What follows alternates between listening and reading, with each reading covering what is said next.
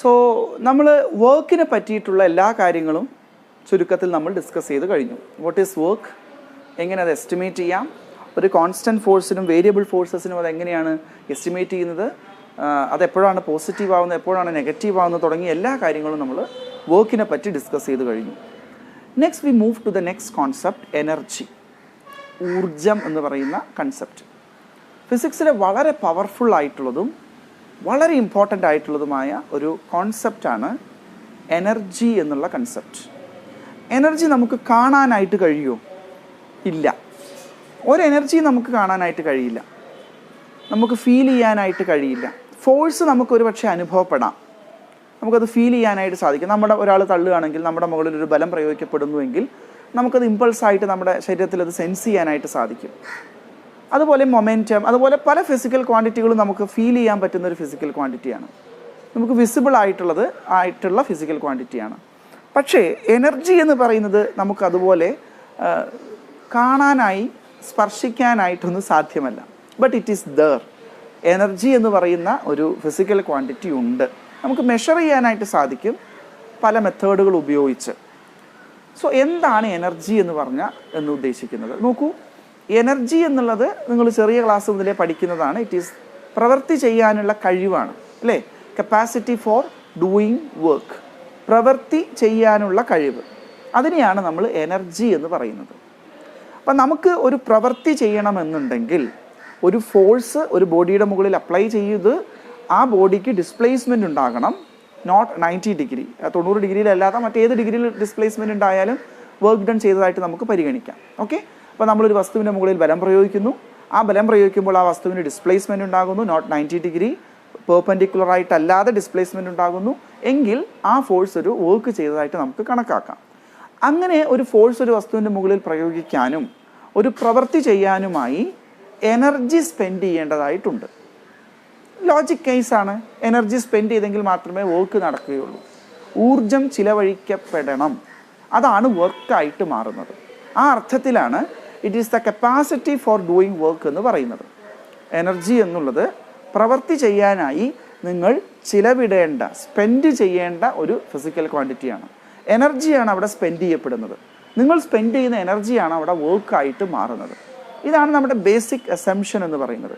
The converse is also true. ഇതിൻ്റെ കോൺവേഴ്സും true ആണ്. അപ്പോൾ എത്ര എനർജി സ്പെൻഡ് ചെയ്തു എന്ന് നിങ്ങൾക്ക് കണ്ടുപിടിക്കാൻ നിങ്ങൾ വർക്ക് എസ്റ്റിമേറ്റ് ചെയ്താൽ മതി. ശരിയല്ലേ? കാരണം നിങ്ങൾ ചിലവഴിക്കുന്ന എനർജിയാണ് വർക്കായിട്ട് മാറുന്നത്. അപ്പോൾ എത്ര എനർജി ചിലവഴിച്ചു എന്നുള്ളത് കണ്ടുപിടിക്കാൻ എത്ര വർക്ക് ചെയ്തു എന്ന് നോക്കിയാൽ മതി. ബിക്കോസ് ആ ചെയ്ത വർക്കാണ് ഇവിടുത്തെ സ്പെൻഡിങ് ഓഫ് എനർജി. നമ്മൾ പണം കൊടുത്ത് സാധനങ്ങൾ വാങ്ങുന്നത് പോലെ നമ്മൾ സ്പെൻഡ് ചെയ്യുന്നത് പൈസയാണ്, അതിന് തത്തുല്യമായ അല്ലെങ്കിൽ അതിന് മൂല്യമുള്ള വസ്തു നമ്മൾ വാങ്ങുന്നു എന്ന് പറയുന്നത് പോലെ നമ്മൾ വാങ്ങിയത് വർക്കിനെ റെപ്രസെൻ്റ് ചെയ്യുന്നു, നമ്മൾ സ്പെൻഡ് ചെയ്ത മണി എനർജിയെ റെപ്രസെൻ്റ് ചെയ്യുന്നു. അപ്പോൾ പൈസ ചിലവഴിച്ചെങ്കിൽ മാത്രമേ നമുക്ക് വസ്തുക്കൾ വാങ്ങുവാനായി സാധ്യമാവുകയുള്ളൂ എന്ന് പറയുന്നത് പോലെ എനർജി സ്പെൻഡ് ചെയ്തെങ്കിൽ മാത്രമേ നിങ്ങൾക്ക് വർക്ക് ഡൺ നടത്താനായിട്ട് സാധിക്കുകയുള്ളൂ. അപ്പോൾ എത്ര എനർജി സ്പെൻഡ് ചെയ്തു എന്ന് കണ്ടുപിടിക്കാൻ നമ്മൾ ചെയ്യുന്നത് എത്ര വർക്ക് ചെയ്തു എന്ന് എസ്റ്റിമേറ്റ് ചെയ്തതാണ്. This is idea. കാര്യം മനസ്സിലായോ? ഒരു സിസ്റ്റം എത്ര എനർജി സ്പെൻഡ് ചെയ്യുന്നു ഒരു വർക്ക് ചെയ്യാനായിട്ട് എന്ന് നിങ്ങൾക്ക് കണ്ടുപിടിക്കണമെങ്കിൽ യു ജസ്റ്റ് ഡു ആ സിസ്റ്റം എത്ര വർക്ക് ചെയ്തു എന്ന് നോക്കിയാൽ മതി. ആ സിസ്റ്റം ചെയ്ത വർക്കാണ് അവിടുത്തെ എനർജി ആയിട്ട്, സ്പെൻഡഡ് എനർജി ആയിട്ട് കൺസിഡർ ചെയ്യുന്നത്. ഓക്കെ, ഇനി ഇതിൻ്റെ കോൺവേഴ്സ് ട്രൂ ആണെന്ന് ഞാൻ പറഞ്ഞു. എന്തർത്ഥത്തിലാണ്? ചെയ്യുന്ന വർക്ക് ഡൺ എപ്പോഴും എനർജി ആയിട്ടും കൺവേർട്ട് ചെയ്യപ്പെടാം, എനർജി ആയിട്ട് സ്റ്റോർ ചെയ്യപ്പെടാം. അങ്ങനെയുള്ള സിറ്റുവേഷൻസ് ഉണ്ട്. അപ്പോൾ നമ്മൾ ചെയ്യുന്ന work done can be stored as energy and the stored energy can be done as work. അപ്പോൾ അങ്ങോട്ടും ഇങ്ങോട്ടും ഇൻ്റർ കൺവേർട്ടബിളായ രണ്ട് ഫിസിക്കൽ ക്വാണ്ടിറ്റികളാണ്, ഒന്ന് എനർജി എന്നുള്ളതും മറ്റൊന്ന് വർക്ക് എന്നുള്ളതും. നമുക്ക് വർക്ക് സ്പെൻഡ് ചെയ്യാം, അതുപോലെ തന്നെ ഈ എനർജി സ്പെൻഡ് ചെയ്യാം. That is true. Work spend ചെയ്യാം എന്നല്ല, എനർജി നമുക്ക് സ്പെൻഡ് ചെയ്യാം, എന്നിട്ട് യൂസ്ഫുൾ വർക്കാക്കി കൺവേർട്ട് ചെയ്യാം. സിമിലർലി യൂസ്ഫുൾ വർക്ക് സ്പെൻഡ് ചെയ്തിട്ട് നിങ്ങൾക്ക് എനർജി ആയിട്ട് സ്റ്റോർ ചെയ്യാനും സാധിക്കും. അപ്പോൾ അങ്ങോട്ടും ഇങ്ങോട്ടും ഇൻ്റർ കൺവേർട്ടബിളായ രണ്ട് ഫിസിക്കൽ ക്വാണ്ടിറ്റിയാണ്, ഒന്ന് എനർജി എന്ന് പറയുന്നതും മറ്റൊന്ന് വർക്ക് എന്ന് പറയുന്നതും. അതുകൊണ്ട് തന്നെ energy and work are equivalent എനർജിയും വർക്കും ഈക്വലൻ്റ് ആണെന്നാണ് ഫിസിക്സിൽ നമ്മൾ കൺസെപ്ച്വലായി പറയുന്നത്. രണ്ട് ഫിസിക്കൽ ക്വാണ്ടിറ്റിക്കും ഒരേ യൂണിറ്റാണ്, ഒരേ ഡയമെൻഷനാണ്. ഡയമെൻഷൻ എന്ന് പറയുന്നത് m⁻1 l⁻2 t⁻². നിങ്ങൾ സെക്കൻഡ് ചാപ്റ്ററിൽ പഠിച്ചിട്ടുണ്ടായിരിക്കും. വർക്കിൻ്റെ ഡയമെൻഷൻ, എനർജിയുടെ ഡയമെൻഷനും വർക്കിൻ്റെ ഡയമെൻഷനും ഒന്ന് തന്നെയാണ്. m⁻1 l⁻2 t⁻². Unit joule തന്നെയാണ്. എനർജിയുടെ യൂണിറ്റും ജൂളാണ്, വർക്കിൻ്റെ യൂണിറ്റും ജൂളാണ്. ഓക്കെ, സോ എനർജി എന്താണ്, വർക്ക് എന്താണെന്ന് പറഞ്ഞു. നമ്മൾ ഈ ചാപ്റ്ററിൽ പ്രധാനമായിട്ടും ഡീറ്റെയിൽഡ് ആയിട്ട് പഠിക്കുന്നത് രണ്ട് എനർജികളെ പറ്റിയാണ്. ഒന്ന് കൈനറ്റിക് എനർജി, മറ്റൊന്ന് പൊട്ടൻഷ്യൽ എനർജി. കൈനറ്റിക് എനർജി എന്ന് പറഞ്ഞാൽ ഗതികോർജം, മൂവിങ് ഒബ്ജക്റ്റ് പ്രൊസസ് ചെയ്യുന്ന എനർജി, അതിനെയാണ് കൈനറ്റിക് എനർജി എന്ന് പറയുന്നത്, മലയാളത്തിൽ ഗതികോർജം.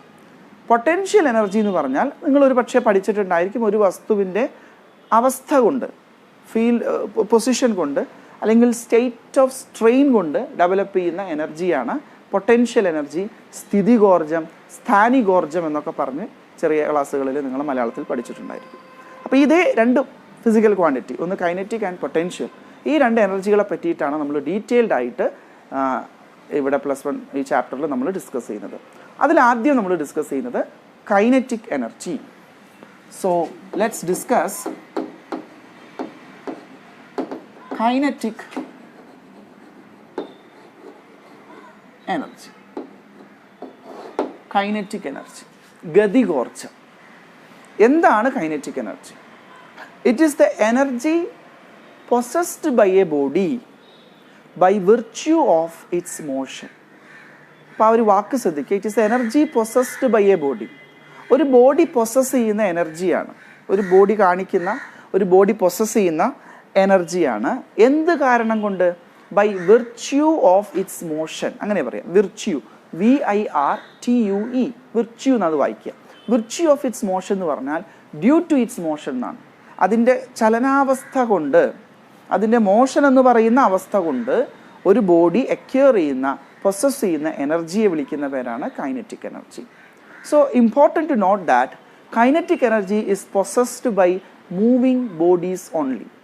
ചലിച്ചുകൊണ്ടിരിക്കുന്ന, ചലനാവസ്ഥയിലുള്ള വസ്തുക്കൾ മാത്രമേ കൈനറ്റിക് എനർജി പൊസസ് ചെയ്യുന്നുള്ളൂ. ഓക്കെ, റെസ്റ്റിലുള്ളൊരു ബോഡിക്ക് കൈനറ്റിക് എനർജി ഇല്ല എന്ന് പറയേണ്ടതായി വരും. റെസ്റ്റിലുള്ള വസ്തുവിന് കൈനറ്റിക് എനർജി ഇല്ല. മൂവിങ് ഒബ്ജക്ട്സിന് മാത്രമേ കൈനറ്റിക് എനർജി ഉള്ളൂ. അപ്പോൾ കൈനറ്റിക് എനർജി എന്താണെന്ന് മനസ്സിലായി. It is the energy possessed by the body by virtue of its motion. ഇതിനെയാണ് കൈനറ്റിക് എനർജി എന്ന് പറയുന്നത്. ഇനി എങ്ങനെ നമുക്ക് കൈനറ്റിക് എനർജി എസ്റ്റിമേറ്റ് ചെയ്യാം? I can see different examples. By the way, ഒരു കല്ലെടുത്ത് എറിയുന്നു, ആ മൂവ് ചെയ്തുകൊണ്ടിരിക്കുന്ന കല്ല് ഒരു കൈനറ്റിക് എനർജി പൊസസ് ചെയ്യുന്നുണ്ട്. ഒരു ബുള്ളറ്റിൽ നിന്നും ഫയർ ചെയ്യുന്നു, ബുള്ളറ്റ് മുന്നോട്ട് കുതിക്കുന്നു, അത് ഒരു കൈനറ്റിക് എനർജി പൊസസ് ചെയ്യുന്നുണ്ട്. മൂവ് ചെയ്യുന്ന എല്ലാ ഒബ്ജക്റ്റുകളും ഒരു കൈനറ്റിക് എനർജി പൊസസ് ചെയ്യുന്നുണ്ട്. ഇനി അതെങ്ങനെ നമുക്ക് എസ്റ്റിമേറ്റ് ചെയ്യാം? ഒരു മൂവിങ് ഒബ്ജക്റ്റിൻ്റെ കൈനറ്റിക് എനർജി നമുക്ക് എങ്ങനെ എസ്റ്റിമേറ്റ് ചെയ്യാമെന്ന് നോക്കാം. അപ്പോൾ അതിനായി നിങ്ങളൊരു വസ്തുവിനെ പരിഗണിക്കുക. U consider A body and this is initially at rest. അതിൻ്റെ ഇനീഷ്യൽ വെലോസിറ്റി 0 ആണ്, റെസ്റ്റിലാണെന്ന് കരുതുക. നൗ നിങ്ങളൊരു ഫോഴ്സ് അപ്ലൈ ചെയ്യുന്നു, ഈ വസ്തുവിൻ്റെ മുകളിൽ ഒരു ഫോഴ്സ് അപ്ലൈ ചെയ്യുന്നു. I am considering the 1 dimensional case. Easy ആയിട്ട് മനസ്സിലാക്കാൻ ഒരു 1 ഡയമെൻഷണൽ കേസാണ് പരിഗണിക്കുന്നത്. അപ്പം ഇനീഷ്യലി റെസ്റ്റിലായിട്ടുള്ള ഒരു ഒബ്ജക്റ്റിനെ പരിഗണിക്കുന്നു, നിങ്ങൾ അതിൻ്റെ മുകളിൽ ബലം പ്രയോഗിക്കുന്നു, ഫോഴ്സ് അപ്ലൈ ചെയ്യുന്നു. ഈ ഫോഴ്സ് കാരണം ഇതിന് ആക്സിലറേഷൻ ഉണ്ടാകുന്നു. കാരണം ഒരു വസ്തുവിൻ്റെ മുകളിൽ ഒരു എക്സ്റ്റേണൽ അൺബാലൻസ്ഡ് ഫോഴ്സ് അപ്ലൈ ചെയ്താൽ ഇമ്മീഡിയറ്റ് ആയിട്ട് ഉണ്ടാകുന്നത് ആക്സിലറേഷനാണ്. ആ ആക്സിലറേഷൻ A ആണെന്ന് വിചാരിക്കുക. കോൺസ്റ്റൻറ്റ് ആക്സിലറേഷനാണ് ഉണ്ടാകുന്നത്, കാരണം നിങ്ങളിവിടെ അപ്ലൈ ചെയ്ത ഫോഴ്സ് ഒരു കോൺസ്റ്റൻറ്റ് ഫോഴ്സ് ആണെന്ന് കരുതുക. For the simplicity of the problem, സിമ്പിളാക്കാൻ വേണ്ടിയിട്ടാണ് അങ്ങനെയൊക്കെ അസ്യൂം ചെയ്യുന്നത്. ഇനി ഡ്യൂ ടു ദിസ് ആക്സിലറേഷൻ അതിൻ്റെ വെലോസിറ്റിയിൽ ചേഞ്ച് വന്നിട്ടുണ്ടാവുമല്ലോ. ഇനീഷ്യലി അത് റെസ്റ്റിലാണ്, ഫോഴ്സ് അപ്ലൈ ചെയ്യുന്നു, കോൺസ്റ്റൻറ്റ് ഫോഴ്സ് അപ്ലൈ ചെയ്യുന്നു, അതുകൊണ്ട് അതിന് കോൺസ്റ്റൻറ്റ് ആക്സിലറേഷൻ ഉണ്ടാകുന്നു, അതിന് വെലോസിറ്റി മാറിയിട്ടുണ്ടാവും. സോ ഫൈനലി അത് അക്വയർ ചെയ്യുന്ന വെലോസിറ്റി V ആണെന്ന് വിചാരിക്കുക. ആക്സിലറേഷൻ കൊണ്ട് അത് അക്വയർഡ് ആയിട്ടുള്ള വെലോസിറ്റി V ആണ്. ഇത്രയും വെലോസിറ്റി അക്വയർ ചെയ്യാൻ അത് ഏകദേശം ഒരു S ഡിസ്പ്ലേസ്മെൻ്റ് എടുത്തു എന്നും കരുതുക. അപ്പം എന്തൊക്കെയാണ് ഇൻഫർമേഷൻ? ഇനീഷ്യലി ഒബ്ജക്റ്റ് റെസ്റ്റിലാണ്, ഓഫ് മാസ് M, എം മാസുള്ള ഒബ്ജക്റ്റ് ആണെന്ന് കരുതിക്കോളൂ. അത് ഇനീഷ്യലി റെസ്റ്റിലാണ്. ഞാനൊരു കോൺസ്റ്റൻറ്റ് ഫോഴ്സ് അപ്ലൈ ചെയ്യുന്നു.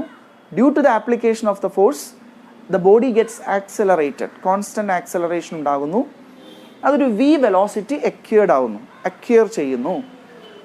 എത്ര ഡിസ്പ്ലേസ്മെൻ്റ് ഉണ്ടായി ആ സമയത്ത്? എസ് ഡിസ്പ്ലേസ്മെൻറ്റ് കൊണ്ടാണ് ഇത്രയും വെലോസിറ്റി അക്യൂർഡ് ആയിട്ടുള്ളത്. ഓക്കെ, നൗ ഈ സമയത്ത് ഈ വെലോസിറ്റി അക്യൂർ ആവാൻ എത്ര വർക്ക് ഡൺ നടന്നു എന്ന് എസ്റ്റിമേറ്റ് ചെയ്യാം. ശ്രദ്ധിച്ച് കേൾക്കണം. ഈ വെലോസിറ്റി അക്യൂർഡ് ആവാൻ എത്ര വർക്ക് ഡൺ നടന്നു ബൈ ദിസ് ഫോഴ്സ് എന്ന് കണ്ടുപിടിക്കണം. അപ്പോൾ അത് കണ്ടുപിടിക്കാൻ all of you know force is equal to mass times acceleration. Force എന്ന് പറഞ്ഞാൽ മാസ് ഇൻറ്റു ആക്സിലറേഷൻ ആണ്. ഇനി എത്ര ഡിസ്പ്ലേസ്മെൻ്റ് ഉണ്ടായി എന്നും അറിയണം. കാരണം ഫോഴ്സിൻ്റെ ഡിറക്ഷനിൽ തന്നെയാണ് ഇവിടെ ഡിസ്പ്ലേസ്മെൻറ്റ്. അതുകൊണ്ട് ഫോഴ്സ് മൾട്ടിപ്ലൈഡ് ബൈ ഡിസ്പ്ലേസ്മെൻറ്റ് ചെയ്താൽ നിങ്ങൾക്ക് വർക്ക് ഡൺ എത്രയാണെന്ന് കണ്ടുപിടിക്കാൻ പറ്റും. അപ്പോൾ നോക്കൂ, ഡിസ്പ്ലേസ്മെൻറ്റ് കണ്ടുപിടിക്കാൻ നിങ്ങൾക്ക് ഏതെങ്കിലും ഒരു ഇക്വേഷൻ ഓഫ് മോഷൻ ഉപയോഗിക്കാം. For that you consider v square is equal to u square plus 2as എന്നുള്ള ഇക്വേഷൻ നിങ്ങൾ ഉപയോഗിക്കുക. ഇവിടെ ഇനീഷ്യലി ബോഡി റെസ്റ്റിലാണ്. ദെർഫോർ യു എന്ന് പറയുന്നത് 0. So velocity square is equal to u square എന്നുള്ളതിന് പകരം 0 സ്ക്വയർ 2as എന്ന് എഴുതാൻ സാധിക്കും. Therefore the displacement s is equal to v square divided by 2a എന്ന് കിട്ടുന്നു. V square divided by 2a. So force എന്ന് പറയുന്നത് ma ആണ്. എസ് എന്ന് പറയുന്നത് V square divided by 2a എന്നാണ് കിട്ടുന്നത്. സോ ഫോഴ്സ് കിട്ടി, ഡിസ്പ്ലേസ്മെൻറ്റ് കിട്ടി. അങ്ങനെയാണെങ്കിൽ work done by the force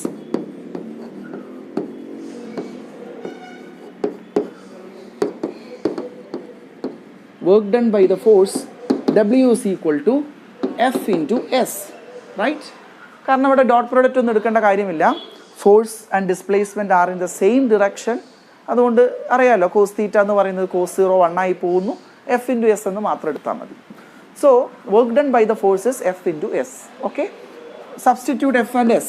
so W is equal to F എന്ന് പറഞ്ഞാൽ M into A multiplied with S എന്ന് പറഞ്ഞാൽ V square divided by 2A. So A gets cancelled. So M V square by 2 എന്നാ കിട്ടുക. So this is equal to 1 by 2 mv square. Work done is equal to 1 by 2 mv square. Okay, what is this? എന്താണ് ഇത് represent ചെയ്യുന്നത്? ശ്രദ്ധിക്കൂ, initially റെസ്റ്റിലായിട്ടുള്ള ഒരു object V velocity acquire ചെയ്യാൻ നമ്മൾ ചെയ്ത വർക്ക് ഡൺ. ഇനീഷ്യലി റെസ്റ്റിലായിട്ടുള്ള ഒരു ഒബ്ജക്റ്റ് വി വെലോസിറ്റി അക്യൂർ ചെയ്യാൻ, വി വെലോസിറ്റി അച്ചീവ് ചെയ്യാൻ, വി വെലോസിറ്റിയിലേക്ക് എത്തിച്ചേരാൻ എത്ര വർക്ക് ഡൺ നടത്തണം എന്നാണ് കണ്ടുപിടിച്ചത്. അതാണ് നമ്മളിവിടെ എസ്റ്റിമേറ്റ് ചെയ്തത്. It is half mv square amount of work is to be done on the body so that it acquires the velocity v. Okay, ഇതെന്തായിട്ട് അപ്പിയർ ചെയ്യും? This work done will appear as the kinetic energy of the body. ഈ ചെയ്ത work done ആണ് ഈ ബോഡിയുടെ kinetic എനർജിയായി appear ചെയ്യുന്നത്. ഈ ചെയ്ത വർക്ക് ഡൺ ആണ് ഈ ബോഡിയുടെ കൈനറ്റിക് എനർജി ആയിട്ട് അപ്പിയർ ചെയ്യുന്നത്. Okay, so the kinetic energy of the body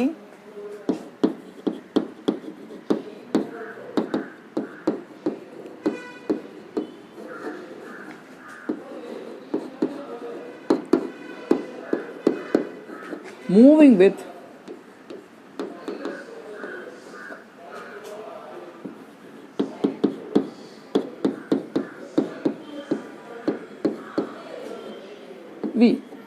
v വെലോസിറ്റിയിലാണല്ലോ ഇത് മൂവ് ചെയ്യുന്നത്. അപ്പോൾ v വെലോസിറ്റിയിൽ മൂവ് ചെയ്യുമ്പോൾ ചെയ്യാൻ ആവശ്യമായ വർക്ക് ഡൺ ആണ് ചെയ്തത്. So that is represented by the letter capital K.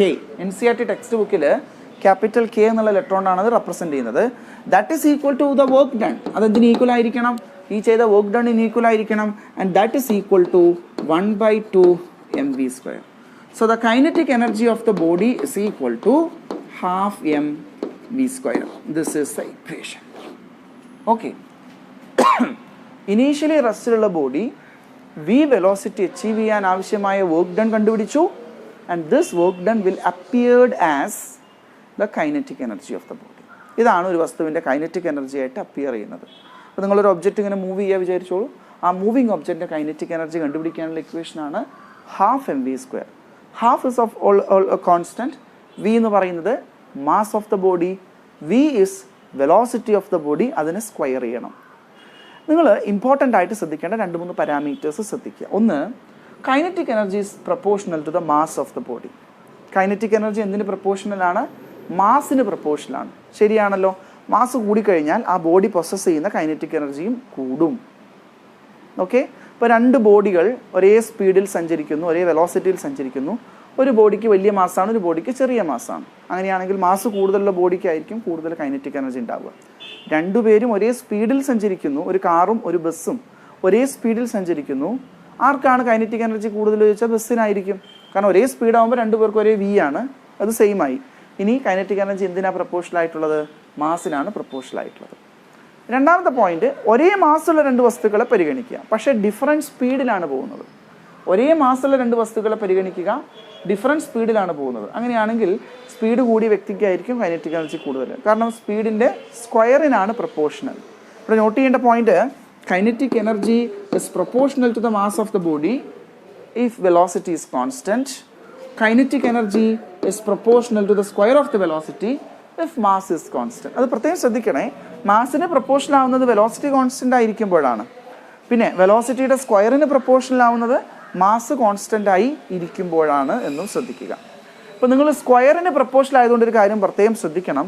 Kinetic energy വെലോസിറ്റിയുടെ സ്ക്വയറിന് പ്രപ്പോർഷണൽ ആയതുകൊണ്ട് ഒരു വസ്തുവിൻ്റെ വേഗത ഡബിൾ ആക്കി കഴിഞ്ഞാൽ കൈനറ്റിക് എനർജി 4 ടൈംസ് കൂടും. കാരണം വെലോസിറ്റി ഡബിൾ ആക്കുമ്പോൾ അതിൻ്റെ സ്ക്വയറാണ് എടുക്കുന്നത്.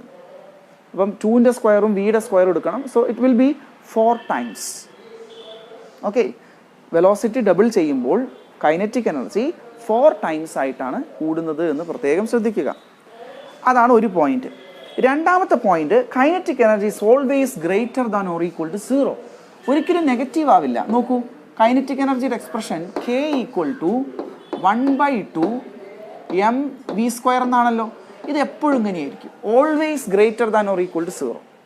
It can be 0. അത് 0 ആവാം. എപ്പോഴാണ് 0 ആവുന്നത്? വെലോസിറ്റി 0 ആവുമ്പോൾ. അല്ലാതെ മാസ് 0 ആവുന്ന ബോഡിക്ക് പിന്നെ കൈനറ്റിക് എനർജിയെ പറ്റി പറയേണ്ട കാര്യമില്ല. വെലോസിറ്റി 0 ആയിക്കഴിഞ്ഞാൽ ആ ബോഡിയുടെ കൈനറ്റിക് എനർജി 0 ആയിരിക്കും. റെസ്റ്റിലുള്ള ബോഡിക്ക് 0 കൈനറ്റിക് എനർജി ആയിരിക്കും ഉണ്ടാവുക. റെസ്റ്റിലുള്ള ബോഡിക്ക് 0 കൈനറ്റിക് എനർജി ആയിരിക്കും ഉണ്ടാവുക.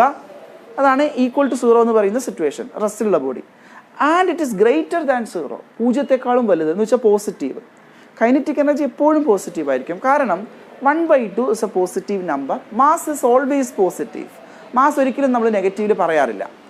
Velocity can be positive or negative. Velocity positive പറയാം, വേണമെങ്കിൽ നെഗറ്റീവ് പറയാം. പക്ഷേ വെലോസിറ്റിയുടെ സ്ക്വയർ ആണ് എടുക്കുന്നത്. അതുകൊണ്ട് അതെപ്പോഴും പോസിറ്റീവ് ആയിരിക്കും. അപ്പോൾ ശ്രദ്ധിക്കുക, കൈനറ്റിക് എനർജി എപ്പോഴും പോസിറ്റീവ് ആയിരിക്കും. ആൻഡ് ഈ ഇക്വേഷൻ നമ്മൾ ഡിറൈവ് ചെയ്തത് ആക്ച്വലി ഒരു കോൺസ്റ്റൻറ്റ് ഫോഴ്സിനാണ്. ശരിയല്ലേ? ഒരു കോൺസ്റ്റൻറ്റ് ഫോഴ്സ് അപ്ലൈ ചെയ്യുന്നു, കോൺസ്റ്റൻറ്റ് ആക്സലറേഷൻ ഉണ്ടാകുന്നു. അതുകൊണ്ടാണ് നമുക്ക് ഈ ഇക്വേഷൻ ഉപയോഗിച്ചിട്ട് എസ് കണ്ടുപിടിക്കാൻ സാധിച്ചത്. But generally this is true for variable forces also. Variable ഫോഴ്സസിനും ഇത് ശരിയാണ്. ഓക്കെ, വേരിയബിൾ ഫോഴ്സസിനും ഈ ഇക്വേഷൻ വാലിഡ് ആണ്. അത് കോൺസ്റ്റൻറ്റ് ഫോഴ്സ് ആണെങ്കിലും വേരിയബിൾ ഫോഴ്സ് ആണെങ്കിലും കൈനറ്റിക് എനർജി കാണാനുള്ള ഇക്വേഷൻ, വി വെലോസിറ്റി അക്വേർഡ് ആയ ഒരു ബോഡിയുടെ കൈനറ്റിക് എനർജി കാണാനുള്ള ഇക്വേഷൻ 12 mv² ആയിരിക്കും എന്ന് പഠിക്കുക. കൈനറ്റിക് എനർജി എപ്പോഴും പോസിറ്റീവ് ആയിരിക്കും എന്ന് പഠിക്കുക. കൈനറ്റിക് എനർജി ശ്രദ്ധിക്കേണ്ട ഒരു കാര്യം, ഫ്രെയിം ഓഫ് റെഫറൻസിനനുസരിച്ച് മാറും. അത് വളരെ ഇമ്പോർട്ടൻ്റ് ആയ ഒരു പോയിൻ്റാണ്. Kinetic energy changes with respect to the frame of reference. Frame of reference പഠിച്ചിട്ടുണ്ടായിരിക്കും. നിങ്ങൾ നോക്കിക്കാണുന്ന അതിനെയാണ് ഫ്രെയിം ഓഫ് റെഫറൻസ് എന്ന് പറയുന്നത്.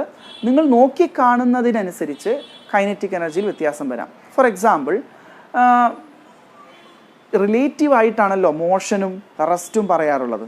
നിങ്ങൾ ഒരു ഫ്രെയിമിൽ നിന്ന് നോക്കുമ്പം ഒരു ഒബ്ജക്റ്റ് മോഷനിലാണെങ്കിൽ മറ്റൊരു ഫ്രെയിമിൽ നിന്ന് നോക്കുമ്പോൾ ഒരു പക്ഷേ അതെന്തായിരിക്കാം, റെസ്റ്റിലായിരിക്കാം. ഒരു ഫ്രെയിമിൽ നിന്ന് നോക്കുമ്പോൾ മോഷനിലായിട്ടുള്ള ഒരു ഒബ്ജക്റ്റ് മറ്റൊരു ഫ്രെയിമിൽ നിന്ന് നോക്കുമ്പോൾ റെസ്റ്റിലായിരിക്കാം. ഉദാഹരണത്തിന് 2 പേർ ബസ്സിൽ യാത്ര ചെയ്യുന്നെന്ന് കരുതുക. 2 പേർ അടുത്തടുത്ത സീറ്റുകളിൽ ഇരിക്കുന്നു, 2 പേരും ബസ്സിൽ യാത്ര ചെയ്യുന്നു. അപ്പോൾ തൊട്ടടുത്തിരിക്കുന്ന ആളെ അപേക്ഷിച്ച് മറ്റാൾ റെസ്റ്റിലാണ്. അയാളും ഇരിക്കുകയാണ്, തൊട്ടടുത്ത ആളും ഇരിക്കുകയാണ്. സോ ബസ്സിൻ്റെ ഉള്ളിൽ നിന്നുള്ള ഫ്രെയിമിൽ നിന്ന് നിങ്ങൾ നോക്കുമ്പം ഈ 2 വ്യക്തിയും റെസ്റ്റിലാണ്. പക്ഷേ ഗ്രൗണ്ടിൽ നിന്നൊരാൾ നോക്കുമ്പോൾ, പുറത്തു നിന്നൊരാൾ നോക്കുമ്പോൾ ഈ രണ്ട് വ്യക്തിയും മൂവ് ചെയ്തുകൊണ്ടിരിക്കുകയാണ്. ശരിയല്ലേ? അപ്പോൾ ഗ്രൗണ്ടിൽ നിന്ന് നോക്കുന്ന ഒരാളെ സംബന്ധിച്ചിടത്തോളം ഈ രണ്ട് വ്യക്തിയുടെയും കൈനറ്റിക് എനർജി ഉണ്ട്. കൈനറ്റിക് എനർജി പ്രോസസ് ചെയ്യുന്നു ബിക്കോസ് ഇറ്റ് ഇസ് മൂവിങ്. ഈ രണ്ട് വ്യക്തിയും മൂവ് ചെയ്യുന്നുണ്ട്. പക്ഷേ ബസ്സിൻ്റെ ഉള്ളിലൊരാൾ മറ്റൊരാളെ നോക്കുന്ന സമയത്ത് രണ്ടുപേരും റെസ്റ്റിലാണ്, രണ്ടുപേരും മൂവ് ചെയ്യുന്നില്ല. അതുകൊണ്ട് ബസ്സിൻ്റെ ഉള്ളിൽ നിന്ന് നോക്കുമ്പോൾ ഇദ്ദേഹം കൈനറ്റിക് എനർജി പ്രോസസ് ചെയ്യുന്നില്ല. ബസ്സിന് പുറത്തുനിന്ന് നോക്കുമ്പോൾ ഇദ്ദേഹം കൈനറ്റിക് എനർജി പ്രോസസ് ചെയ്യുന്നുണ്ട്. It means kinetic energy depends on the frame of reference. അത് അബ്സല്യൂട്ട് പാരാമീറ്റർ അല്ല, ഫ്രെയിം ഓഫ് റെഫറൻസിനനുസരിച്ച് കൈനറ്റിക് എനർജി മാറുന്നു എന്ന് മനസ്സിലാക്കുക. മൂന്നാമതായിട്ടുള്ളൊരു പോയിന്റ്, കൈനറ്റിക് എനർജി നമുക്ക് വേറൊരു ഫോമിലും എഴുതാം. നോക്കൂ, കൈനറ്റിക് എനർജിയുടെ എക്സ്പ്രഷൻ ഇതാണ്, K = ½ mv². നിങ്ങൾ ജസ്റ്റ് മാസ് കൊണ്ട് മൾട്ടിപ്ലൈ ചെയ്യുക, മാസ് കൊണ്ട് ഡിവൈഡ് ചെയ്യുക. So this is equal to 1/2m. Mass കൊണ്ട് ഡിവൈഡ് ചെയ്തു. ഈ മാസ് കൊണ്ട് മൾട്ടിപ്ലൈ ചെയ്ത m × m m² v² എന്ന് വരും. ശരിയല്ലേ? മാസ് കൊണ്ട് മൾട്ടിപ്ലൈ ചെയ്തു, മാസ് കൊണ്ട് ഡിവൈഡ് ചെയ്തു. സോ മൾട്ടിപ്ലൈ ചെയ്യുമ്പോൾ ഇവിടെ ഓൾറെഡി ഒരു മാസം ഉണ്ട്, പിന്നെ ഒരു മാസം കൂടെ വരുമ്പോൾ m² v² divided by 2m. So this is equal to 1/2m × mv the whole square. ശരിയല്ലേ? മാസ് ഇൻറ്റു വെലോസിറ്റി അതിൻ്റെ ഹോൾ സ്ക്വയർ എന്ന് എഴുതിയാൽ മതി. What is mass into velocity? Mass into velocity, it is momentum, linear momentum. Therefore എങ്ങനെ എഴുതാം? Kinetic energy is equal to 1/2m × p² എന്ന് എഴുതാം. ശരിയല്ലേ?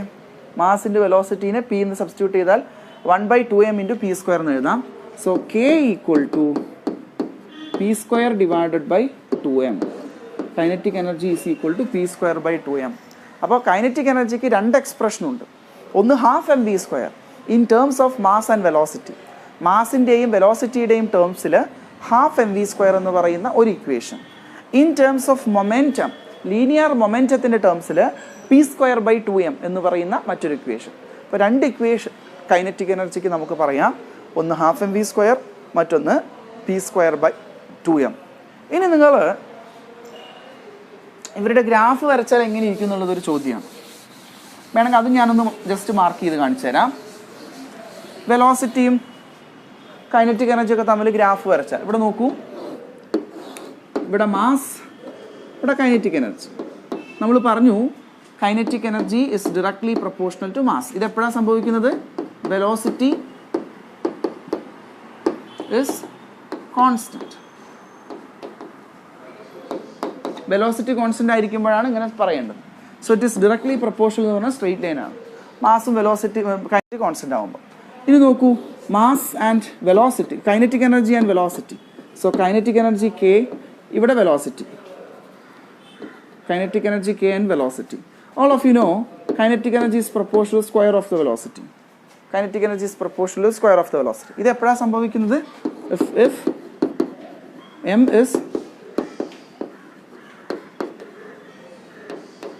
If m is constant, mass constant ആകുമ്പോഴാണ് കൈനറ്റിക് എനർജി വെലോസിറ്റിയുടെ സ്ക്വയറിന് പ്രൊപ്പോർഷണൽ ആവുന്നത്. സോ അതിൻ്റെ graph വരച്ചു കഴിഞ്ഞാൽ ഇങ്ങനെയാണ് കാണാൻ പറ്റുന്നത്. ഒരു കേർവ് ആണ്, പാരബോളിക് കേർവ് ആണ് കാണാൻ പറ്റും. ഇപ്പോൾ ഇവിടെ സ്ട്രെയിറ്റ് ലൈൻ ആണ്, ഇതൊരു പാരബോളിക് കേർവ് ആണെന്ന് മനസ്സിലാക്കുക. Also kinetic energy is directly proportional to square of the momentum.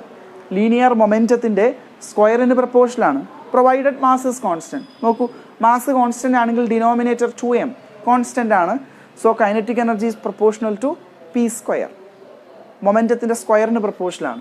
അപ്പോൾ അവിടെയും നമുക്ക് ഗ്രാഫ് വരയ്ക്കാം. If you plot p versus k, അപ്പോൾ നമുക്കറിയാം k is proportional to p². അവിടെയും എടുക്കുന്ന കണ്ടീഷൻ തന്നെയാണ് മാസ് കോൺസ്റ്റൻ്റ് ആയിരിക്കണം എന്നുള്ളത്. So the graph looks like, അതിന് ഗ്രാഫ് ഇങ്ങനെ തന്നെ ആയിരിക്കും. അപ്പോൾ മനസ്സിലാക്കൂ, കൈനറ്റിക് എനർജി വേഴ്സസ് മാസ് ഇങ്ങനെയാണ് വരിക, കൈനറ്റിക് എനർജി വേഴ്സസ് വെലോസിറ്റി ഇങ്ങനെയാണ് വരിക, kinetic energy versus linear momentum ഇങ്ങനെയാണ് വരിക എന്ന് മനസ്സിലാക്കുക. So these are the basic description about the kinetic energy of the body. Okay, so kinetic energy എന്താണെന്നും അതിൻ്റെ എക്സ്പ്രഷൻസ് എന്താണെന്നും അതിൻ്റെ ബേസിക് പ്രോപ്പർട്ടികൾ എന്താണെന്നും ഒന്ന് മനസ്സിലാക്കി ഹൃദിസ്ഥമാക്കുക.